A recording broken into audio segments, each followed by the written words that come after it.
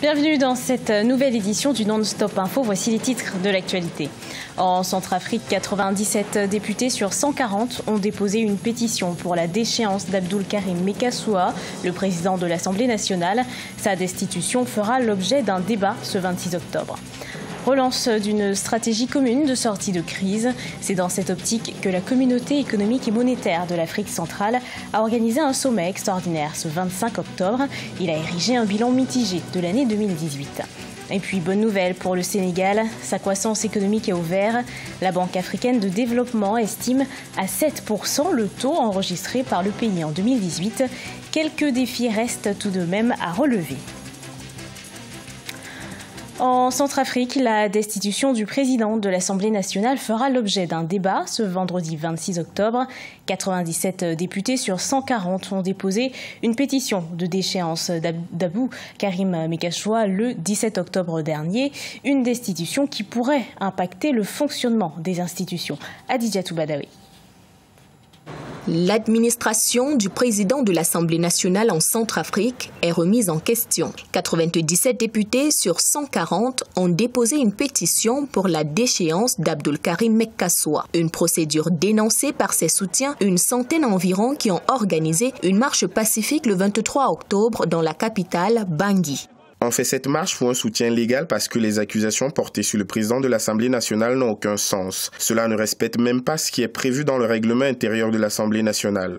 Alors ça, c'est la population centrafricaine qui est en train de montrer son mécontentement par rapport à ce que les députés sont en train d'orchestrer pour déstabiliser le pays encore de nouveau. Absence lors des sessions parlementaires, non-respect de la procédure concernant les marchés publics et manipulation des deniers publics, entre autres, une série de manquements sont reprochés à Abdoul Karim Mekassoua, toujours en poste à la tête du Parlement. Certains députés craignent désormais une atteinte aux valeurs démocratiques et du vivre ensemble en République centrafricaine si la crise de confiance perdure au sein de l'hémicycle. Le président de l'Assemblée nationale a donc perdu la légitimité qui lui permettait d'occuper le perchoir. C'est une alerte qui lui est donnée. Que la pétition passe ou pas, il devrait en tirer toutes les conséquences. Depuis le 1er octobre, les activités inscrites pour le compte de la session budgétaire à l'Assemblée nationale centrafricaine sont au ralenti. Certains craignent une crise institutionnelle. Si la motion de déchéance est validée, elle pourrait avoir des conséquences sur le plan politique,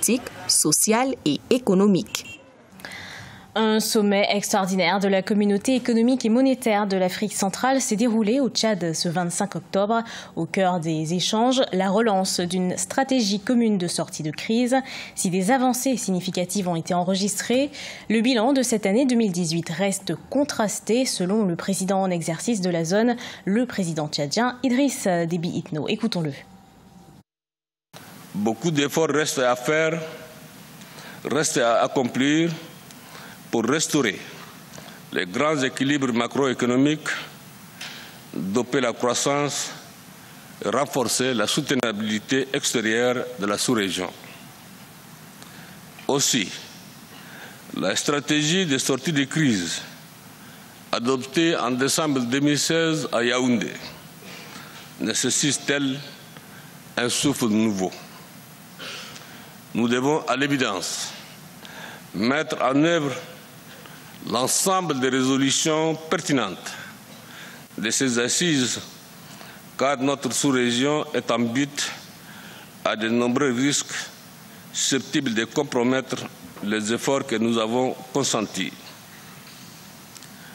Au nombre des facteurs de risque figure le relâchement de la discipline budgétaire, les délais importants enregistrés dans la conclusion des accords avec le FMI, le rapatriement insuffisant des recettes d'exportation, ainsi que les écueils constatés dans la réforme de certaines institutions communautaires. La session s'est achevée avec l'adoption de nouvelles résolutions pour accélérer la sortie de crise économique et financière qui frappe la sous-région depuis 4 ans.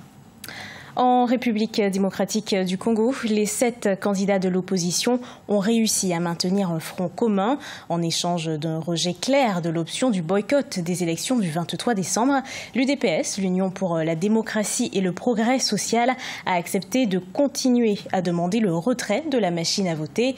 En ce qui concerne la désignation de candidats uniques, la décision a été reportée au 15 novembre au plus tard. Le gouvernement congolais annonce des poursuites judiciaires contre l'auteur du livre « Le génocide des Laris au Congo ».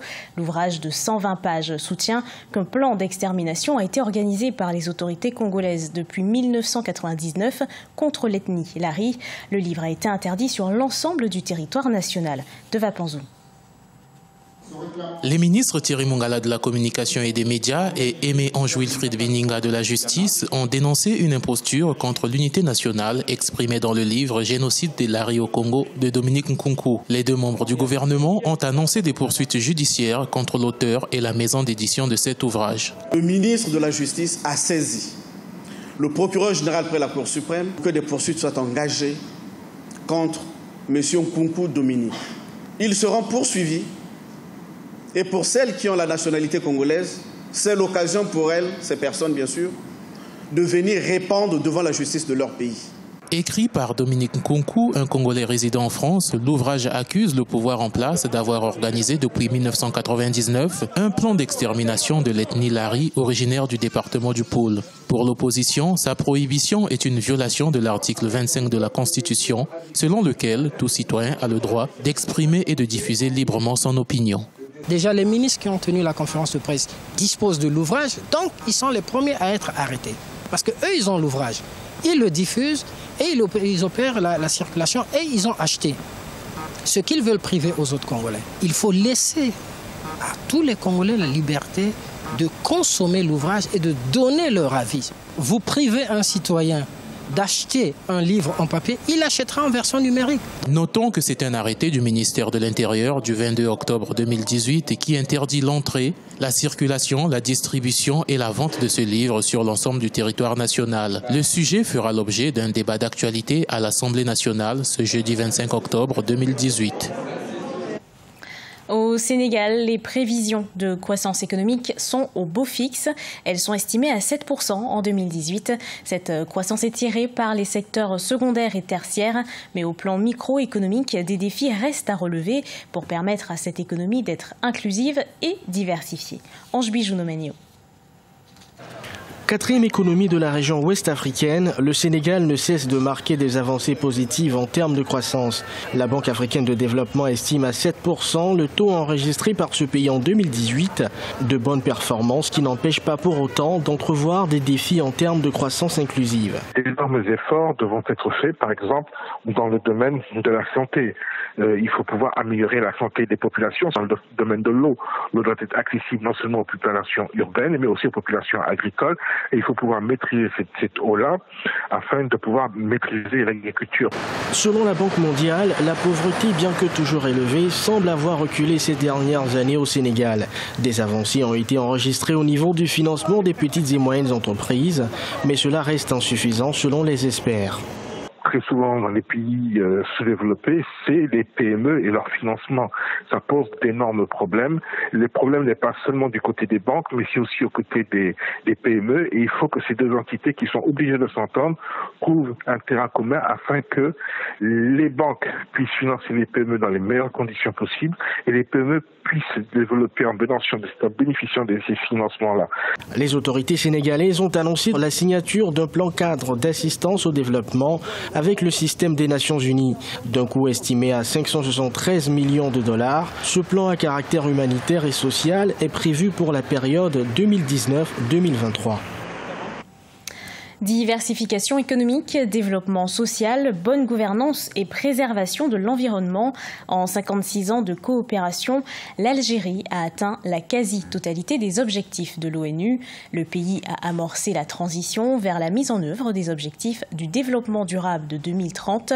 La journée internationale du vivre ensemble illustre la qualité de la coopération et du partenariat entre Alger et l'ONU. Elle a été hissée au rang de journée universelle par une résolution adoptée à l'unanimité par les États-Unis le 8 septembre, le 8 décembre dernier. Ce journal a été préparé par l'ensemble de la rédaction. Merci de l'avoir suivi. Dans un instant, une nouvelle édition de l'actualité sur Africa 24.